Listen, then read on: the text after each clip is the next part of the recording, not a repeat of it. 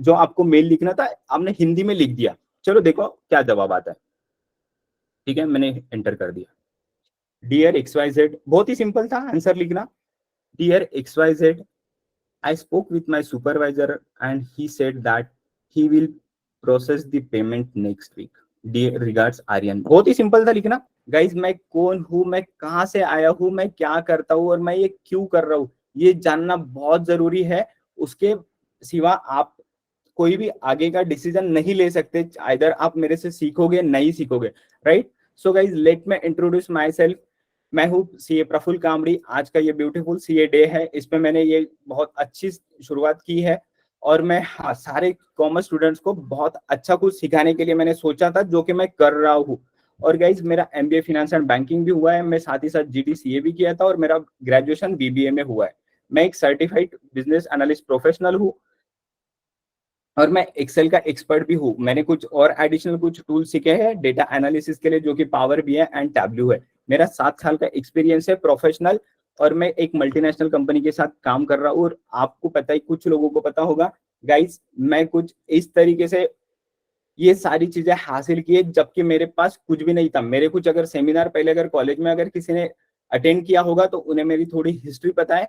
But हाँ guys, कुछ मैंने इस टाइप का कर दिया जो कि थोड़ा सा डिफिकल्ट हो जाता है करने के लिए, है ना। मतलब कुछ कुछ लोग तो ये अगर किसी के पास पैसे नहीं है, कुछ अगर थोड़ी चीजें नहीं रही तो वो लोग ये समझना स्टार्ट कर देते हैं कि हाँ ये हमारे बस की बात नहीं है, कुछ पैसे नहीं है, बाहर जा नहीं सकते पढ़ने के लिए, तो हाँ छोड़ देंगे चीजें। ये न्यू यहाँ पे आना है आपको। ओके, यहाँ पे ठीक है, कितना टाइम लगेगा? चलो अपलोड हो रही है ये फाइल अपलोड हो गई है, ये प्रोसेसिंग में दिखा रहा है। मुझे आपको फाइल दिखाना था कि फाइल का साइज कितना है और कितना डेटा है। ठीक है, ये फाइल अपलोड हो गई है, प्रोसेस हो रही है। ठीक है, हमें इस पे क्लिक, एक बार क्लिक टू रिव्यू कर दोगे आप।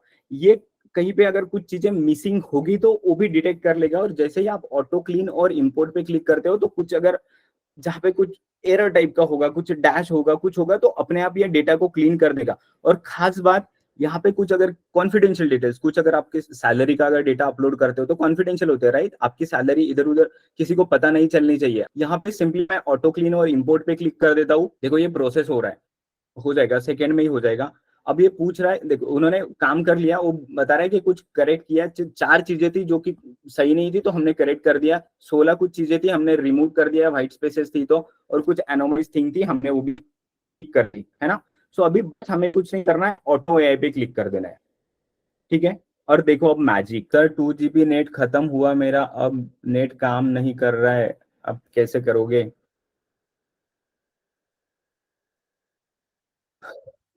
कैसे करोगे अब? ये तो 2 आवर्स का है। मेरा भी वाईफाई का कुछ इशू है, मैंने फोन से स्टार्ट किया इसको। गाइस ये दिख रहा है आपको स्क्रीन, है ना। ये देखो उसने डैशबोर्ड बना दिया। यही चीज करने के लिए हमें कितना टाइम लगता, आपको पता है? अगर शायद अच्छा सा अच्छा एक्सपर्ट भी होगा ना, इतना ये सारे के सारे डैशबोर्ड बनाने के लिए कम से कम 4-5 घंटे तो लग ही जाते हैं। तो गामा ऐप गूगल में लिखोगे तो गामा के इसमें मेरा ऑलरेडी लॉगिन है, इसलिए यहाँ पे आया है, आप लॉगिन कर लेना। सो सिंपली आप यहाँ पे आ जाओगे, ये डैशबोर्ड पे, यहाँ पे क्रिएट न्यू कर देना, यहाँ बीच में जनरेट पे क्लिक कर देना और आप टॉपिक बोलो। आप में से कोई बोलेगा, आप में से कोई बोलेगा नहीं तो फिर मैं ही लिख दूंगा कुछ। बहुत ही सिंपल मैंने टॉपिक लिखा है एक, है ना। आप में से कोई टॉपिक दे नहीं रहा था, मैंने खुद ही लिख दिया कि हाँ मुझे एक प्रेजेंटेशन बनाना है टाटा मोटर्स पे। टाटा मोटर्स ने एक कार लॉन्च की है, पंच, उसका कार का नाम है पंच, है ना। उसने कितना मार्केट शेयर कैप्चर किया और इसका इफेक्ट बाकी दूसरी कंपनीज पे कितना हुआ है, मैंने बस सिंपल इतना ही लिखा। ठीक है, देखते हैं क्या जवाब आता है। ठीक है, जनरेट जनरेट पे क्लिक कर दिया है। सो गाइस ये उसने आउटलाइनर्स बना दिया है। ठीक है, कि इंट्रोडक्शन टू टाटा मोटर्स क्या है, overview of Indian automotive market share क्या है, पोजीशनिंग क्या है उसकी, टाटा मोटर्स का impact, impact of Punch on Tata Motors का मार्केट शेयर कितना बड़ा है, ये सारा चीजें। ठीक है, कुछ अगर चेंजेस करना है तो चेंजेस कर देना है, यहाँ पे जैसा लिखना है वैसे। मैं सिंपली यहाँ पे कंटिन्यू पे क्लिक कर देता हूँ। आप देख लो कितना ब्यूटीफुल प्रेजेंटेशन बन के आया है टाटा मोटर्स पंच का, राइट, है ना। उसका मार्केट शेयर के बारे में बता दिया, ग्रोथ इन डिमांड, डिमांड में कितना, कंपीटिटिव लैंडस्केप कितना है, शिफ्टिंग प्रेफरेंस क्या है, टाटा मोटर्स का मार्केट शेयर पहले कितना था लॉन्च करने से पहले, है ना। उसके बाद आप देख लो यहाँ पे और क्या क्या है, comparison of the Punch to competing models, मतलब पंच की जैसी दूसरी कार दूसरे कंपनी की, उसकी प्राइसेस वगैरह क्या है, ये सारा चीज बता दिया गाइस। है नहीं ये मजेदार एकदम। यहाँ पे जैसे ई फाइलिंग ये लिख दिया आपने सिंपली, यहाँ आ गए ये साइट पे, इसी पे क्लिक कर देना। यहाँ पे क्विक लिंक्स दिखेगी आपको, आधार लिंक का लिंक, आधार और आपका पैन कार्ड दोनों को लिंक करना रहना बहुत जरूरी है, ठीक है। अगर इनकेस नहीं होगा तो ओबी लिंकिंग का मैं आपको बता दूंगा, लेकिन हाँ उस चीज को बाद में, लेकिन यहाँ से स्टेटस चेक कर लेना पहले, ठीक है। मान लो आपका पैन कार्ड डालना जो भी है, मैं मेरा पैन कार्ड डालता हूँ,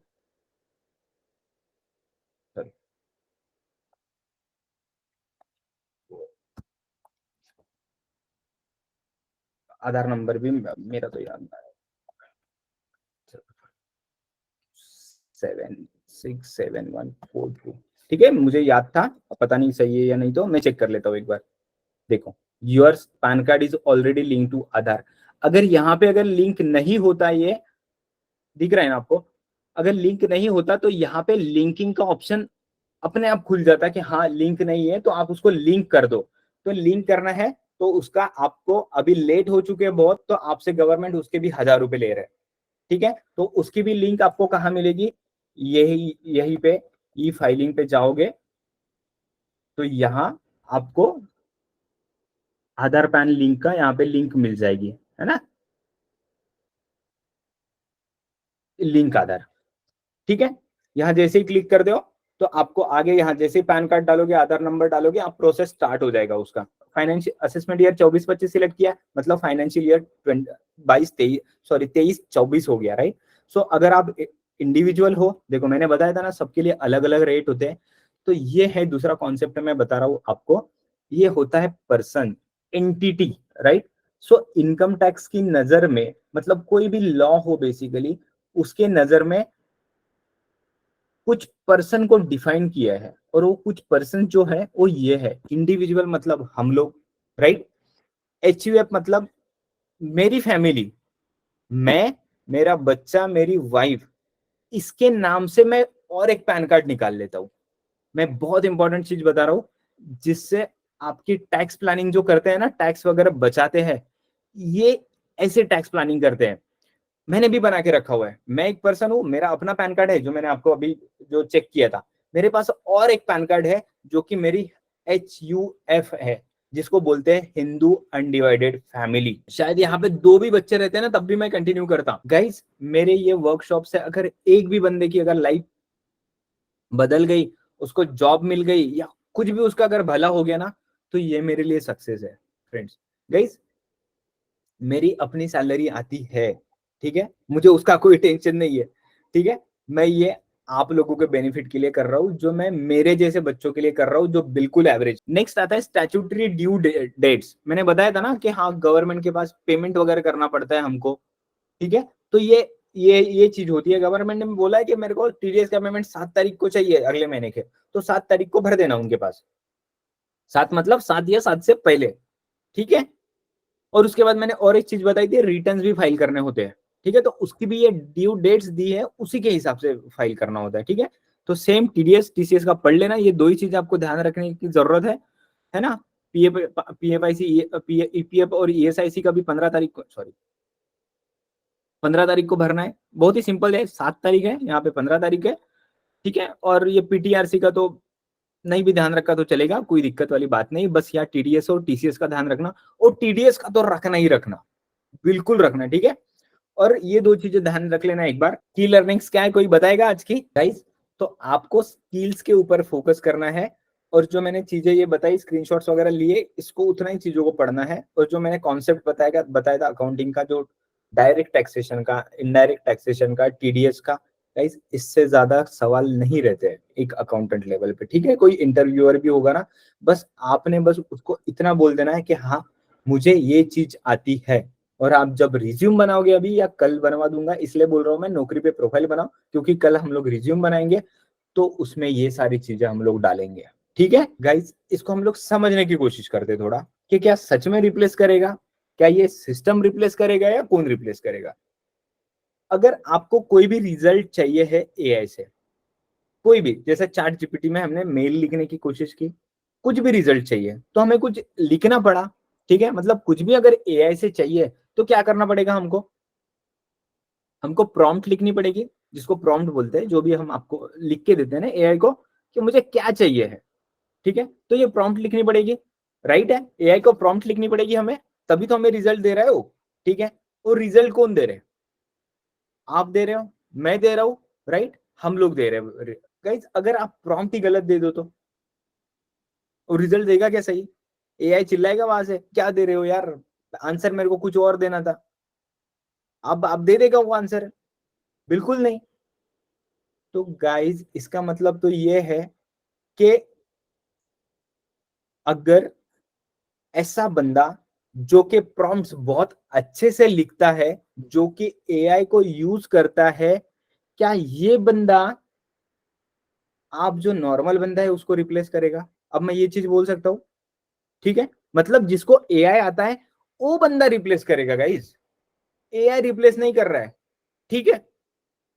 तो सर कंक्लूजन क्या निकल रहा है इसमें से, गाइस कंक्लूजन यही निकल रहा है कि ये जो प्रॉम्प्ट लिखने वाले बंदे होते हैं ये प्रॉम्प्ट इंजीनियरिंग बोलते हैं इसको हम लोग, राइट, है ना।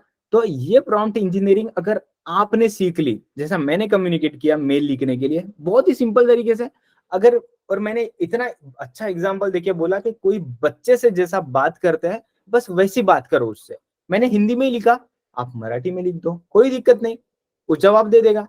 तो ये प्रॉम्प्ट इंजीनियरिंग जो लिखने वाला बंदा है ये आपको रिप्लेस करेगा। अब बताओ, एक चीज मैं वापस बोल रहा हूं, बहुत बड़ी चीज बोल रहा हूं, ठीक है, बहुत बड़ा स्टेटमेंट है, अगर आप एआई को अपना दोस्त बना लो, उसको सीख लो, उससे कम्युनिकेट करना सीख लो, उससे फ्रेंडशिप कर लो और उसके साथ काम करना सीख लो, तो क्या बात है, आप जीत जाओगे।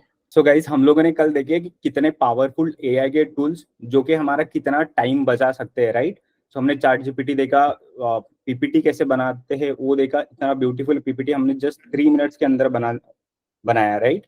और उसके बाद हमने पावर ऑफ एआई देखा, ठीक है, क्या क्या एआई कर सकता है, और हमने ये थोड़ा समझने की कोशिश करें क्या हाँ एआई रिप्लेस, हमें क्या एआई हमें रिप्लेस करेगा या नहीं, राइट, कौन रिप्लेस करेगा आपको पता है अभी आंसर, राइट।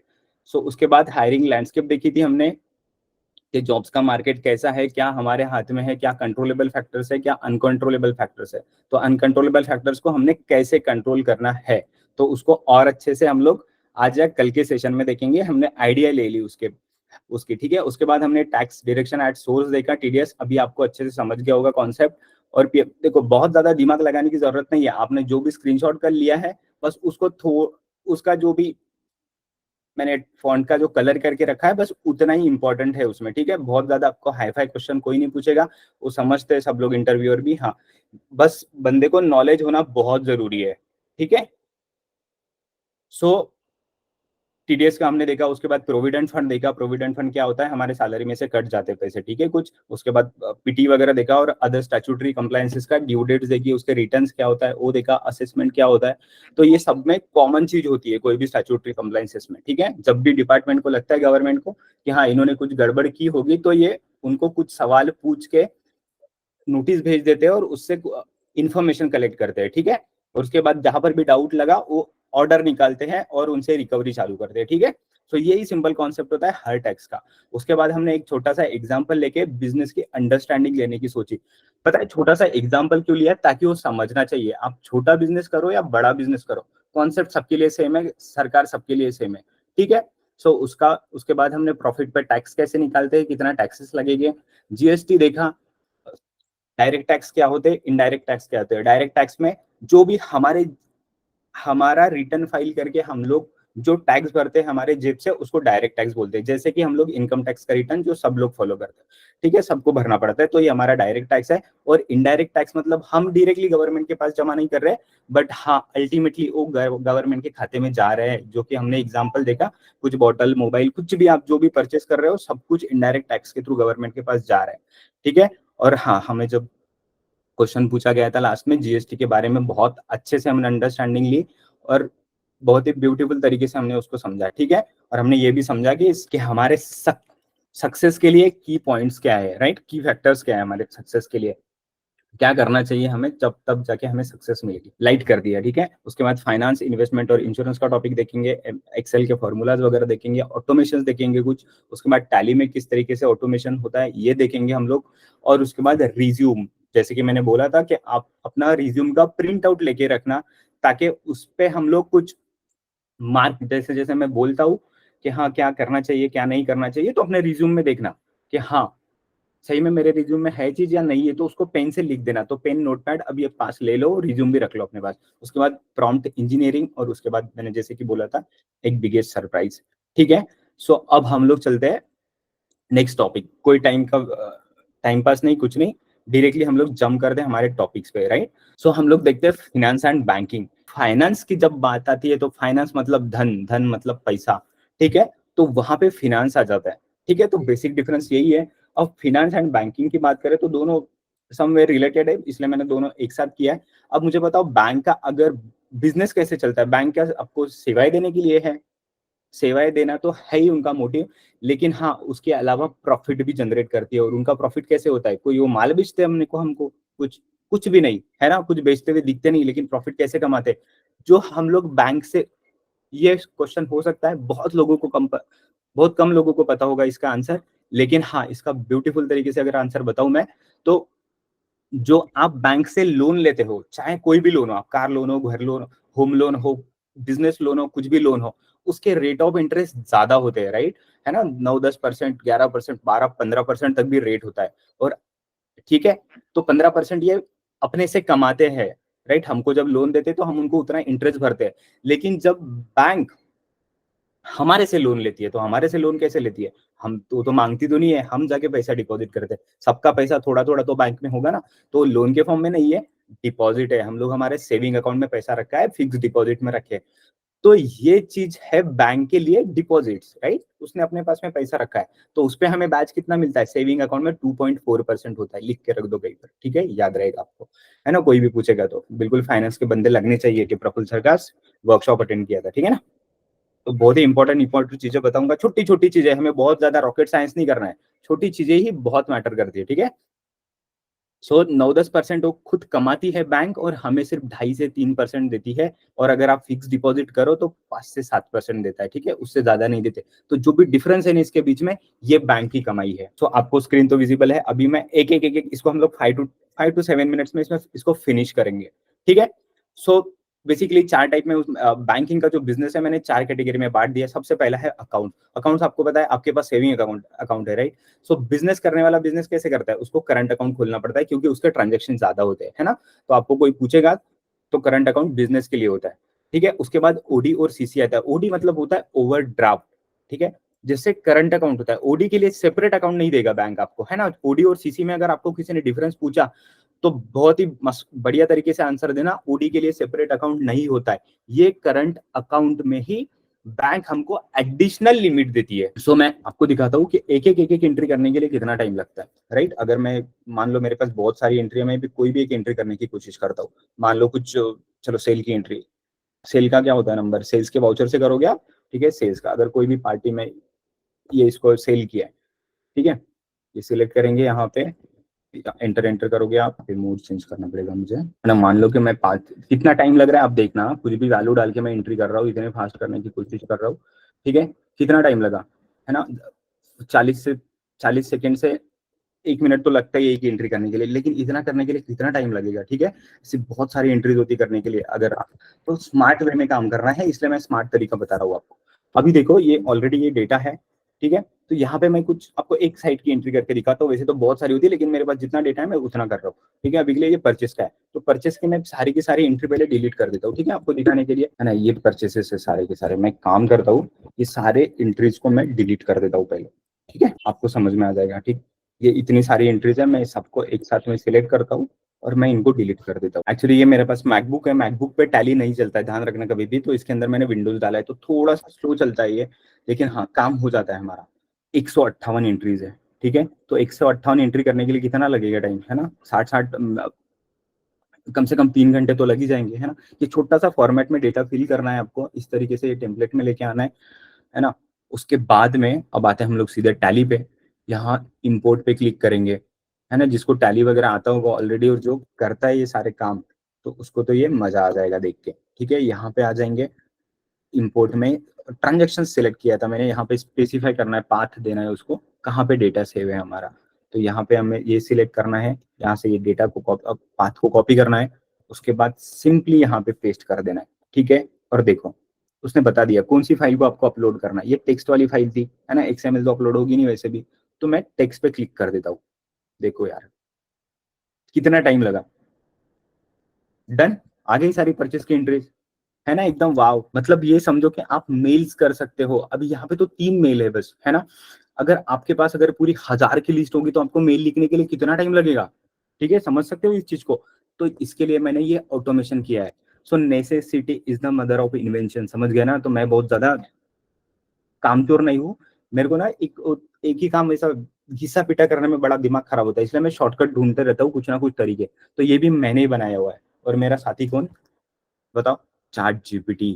ठीक है, सो गाइस अभी देखो इसमें आप कुछ भी कर सकते हो। मेरी जो नीड थी ये थी कि ये जो है फॉर्म 16 होते हैं, TDS कटता है, कल मैंने बताया था आपको। TDS कटने के बाद आप किसी का TDS काटोगे तो आपके सर पे नहीं चढ़ेगा, वो बोलेगा मेरे को सर्टिफिकेट ला के दो।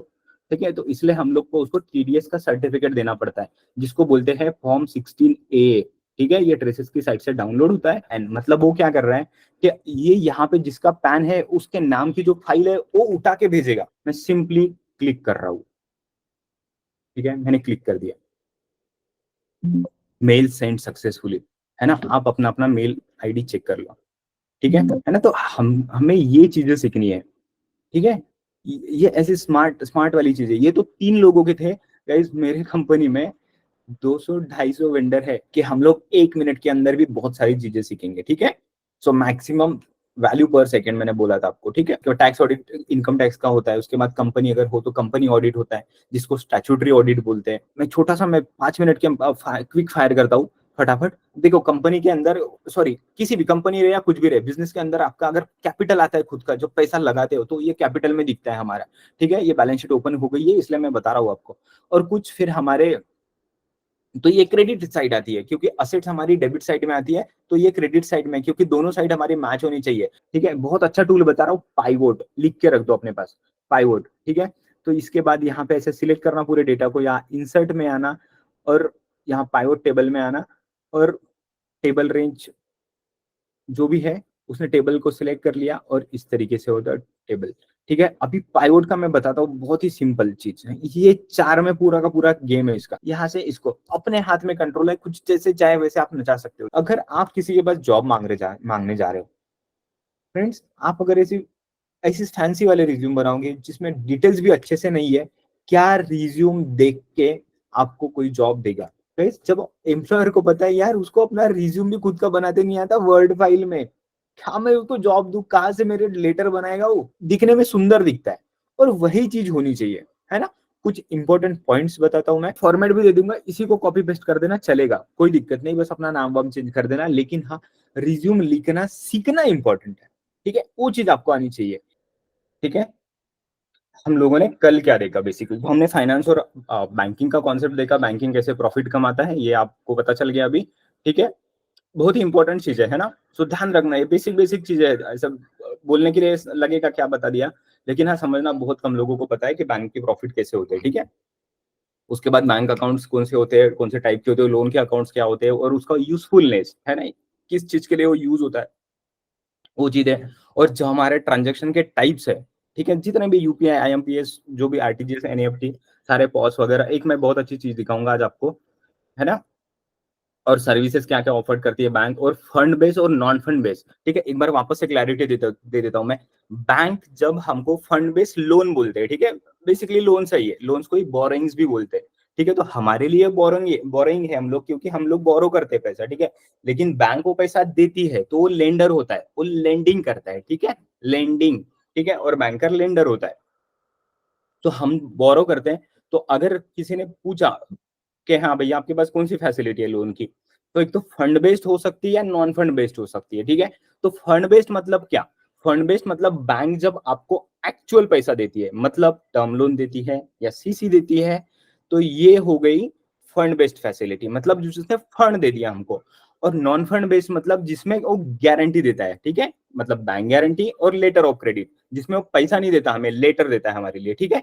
लेकिन वो भी, नीरव मोदी का कांड सुना था आप लोगों ने, है ना, जब उसने फॉरेन से वो ट्रेडिंग करता था, जो जिसने 10,000 15,000 करोड़ डुबाए थे पीएनबी के, तो उसने लेटर ऑफ क्रेडिट के थ्रू कराए थे, उसने कोई बैंक से कोई चोरी नहीं की, वैसी वाली कुछ नहीं की। उसने डायमंड, फॉरेन से डायमंड मंगवाता था, इंपोर्ट करता था, उसने जाली बिल बनवाए थे, फेक बिल बनवा के उसने सेटिंग किया था फॉरेन से, और उसने पीएनबी पंजाब नेशनल बैंक से एलसी ली थी, और वो एक्चुअल ट्रांजेक्शन उनका कुछ नहीं हुआ था। और इसने वो बोला कि हाँ मैं कुछ पैसे नहीं दूंगा, हमारा ट्रांजेक्शन हो चुका, और बैंक को वो पैसे देने पड़े थे फॉरेन में, ठीक है।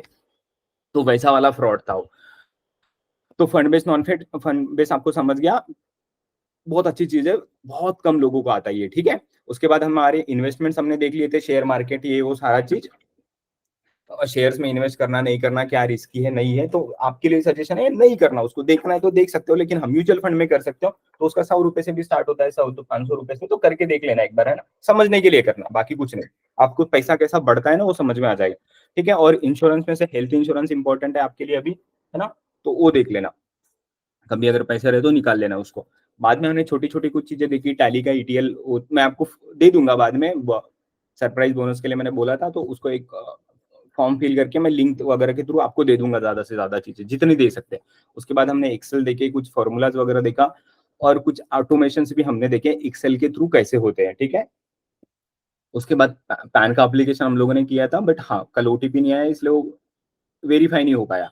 तो उसके लिए ना, ई वेरिफिकेशन के लिए बेसिकली पैन और आधार का लिंक रहना जरूरी है। और बेसिकली फर्स्ट चीज, पैन ही बना रहे हम लोग, हमारा आधार कार्ड के साथ मोबाइल नंबर का लिंक रहना जरूरी है, ताकि हमें ओटीपी आए। फिर बाद में आईटीआर भी हमने फाइल किया, रियल वाला, है ना, फाइनेंशियल स्टेटमेंट्स देके हमने उसके, आपको चाहिए होगा तो फॉर्मेट वगैरह बता दूंगा, या फिर निकाल लेना आप लोग, आपके आंखों के सामने चिपका देना घर पे, तो आपको याद आ जाएंगे वो, ठीक है। फाइनेंशियल स्टेटमेंट बहुत इंपॉर्टेंट चीज है। और हमने बहुत सारी छोटी छोटी कॉन्सेप्ट पे क्विक फायर किया था। और लास्ट हमने रिज्यूम देखा बहुत अच्छे से, है ना, तो आप लोगों ने तो बना ही लिया होगा किसी किसी ने, तो देख लेना उसको और बनाना बहुत अच्छी तरीके से।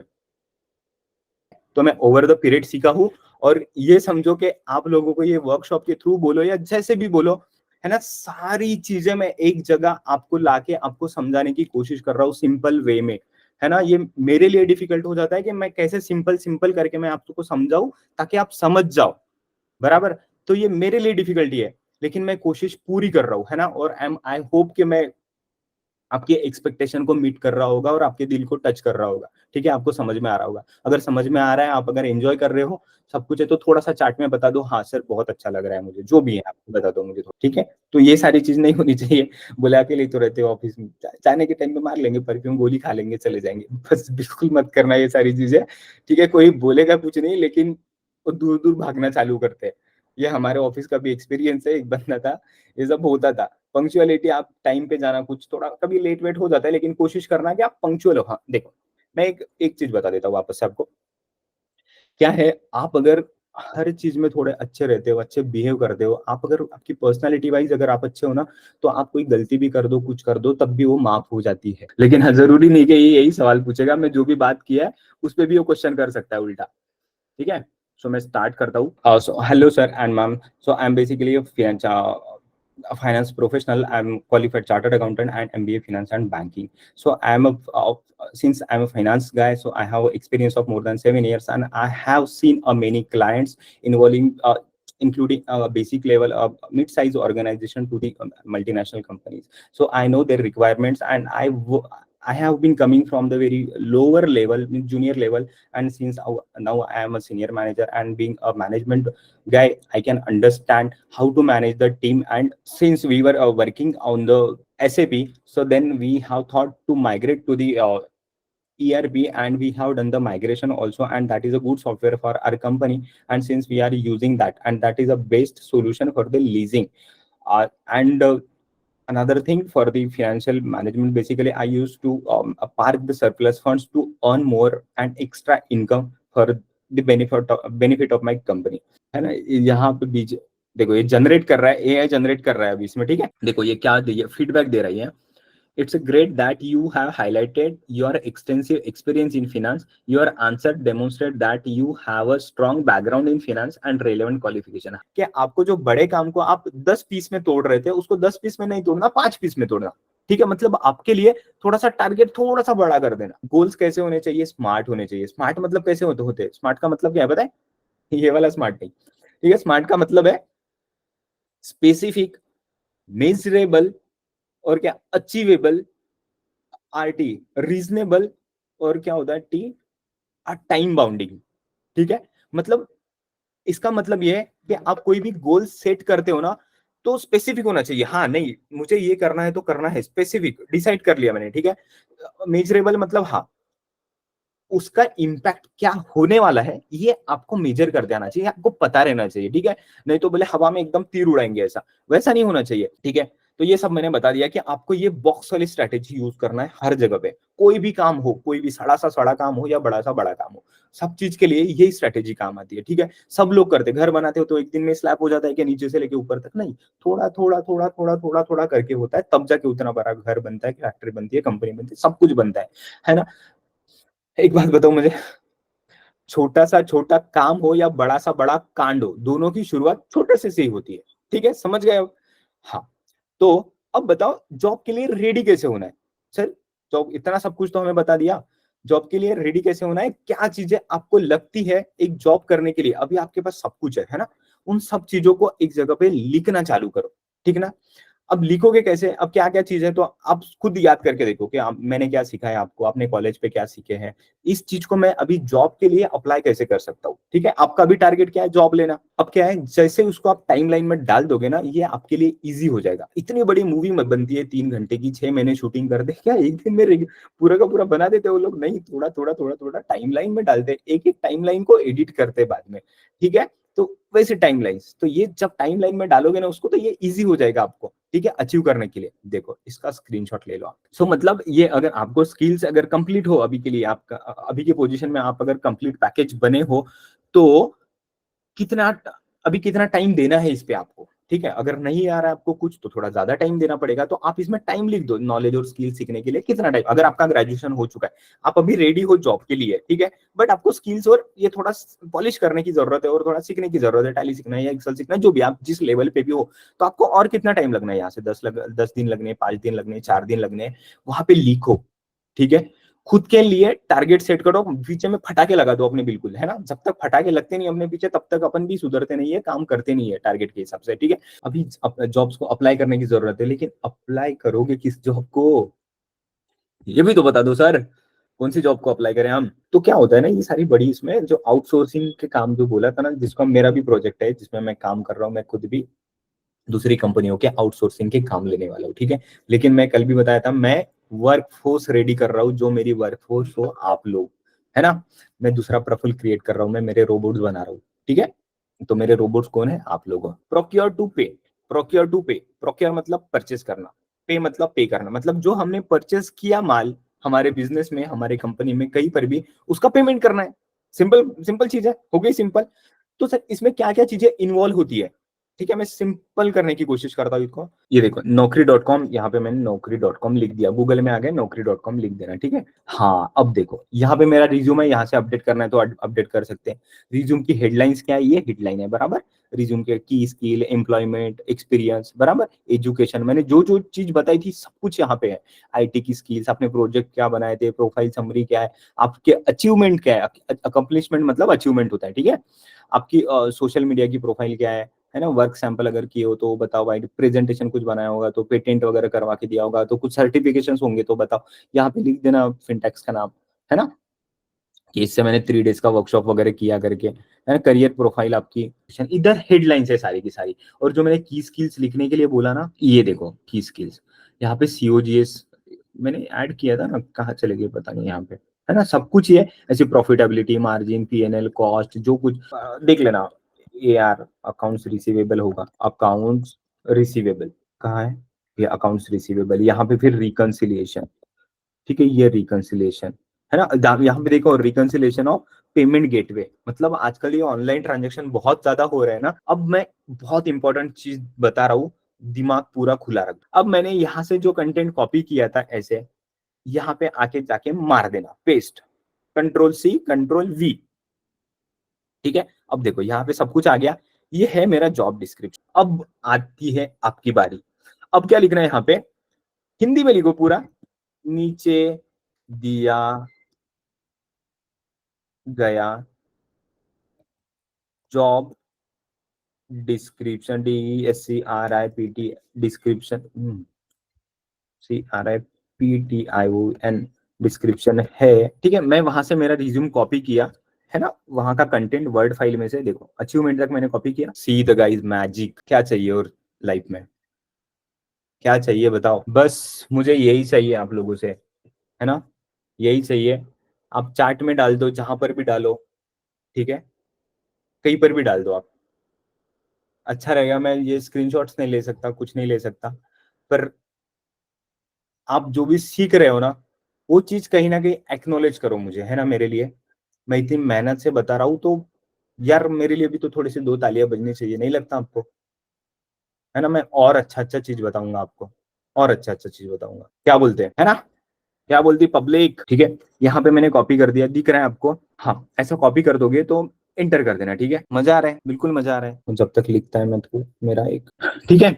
अब देखो क्या होता है ना, अब उसने जनरेट करके दे दिया है, ऐसे कॉपी करना कोड को, और सिंपल यहाँ पे आके ऐसे यहाँ पे पेस्ट मार दें। हाईलाइट किया, ये सारे मैंने आपको कल समझाए थे। क्या लगता है मैं आपके सामने ये थोड़ी मैंने एक जादू का खेल तो नहीं दिखाया ना गाइस, आपको लगता है मैं बहुत ज्यादा स्मार्ट हूँ, एक्स्ट्रा ये वो कुछ है, बिल्कुल भी नहीं, ठीक है। अगर आप बोलते होंगे तो मैं आपको मेरी मार्कशीट देखना है तो मैं मार्कशीट दिखा देता हूँ गाइस, मेरे परसेंटेज पूरे से इंग्लिश इंग्लिश के ना 35-35 मार्क्स है। अगर कोई बोलेगा मुझे दिखा दो मार्कशीट तो मैं दिखा देता हूँ, नहीं तो मैं नहीं दिखाता, ठीक है। आगे बढ़ते हैं, ठीक है। कोई बोलता है दिखा दो तो दिखाएगा, नहीं तो आगे बढ़ेगा, ठीक है। बिल्कुल भी स्मार्ट नहीं हूँ, बिल्कुल आप लोग मेरे से ज्यादा स्मार्ट हो, मेरे से ज्यादा परसेंटेज आप लोगों के होंगे, दिखाओ अरे तेरी चलो ठीक है मैं दिखा देता हूँ, चलो दिख रहा है ना।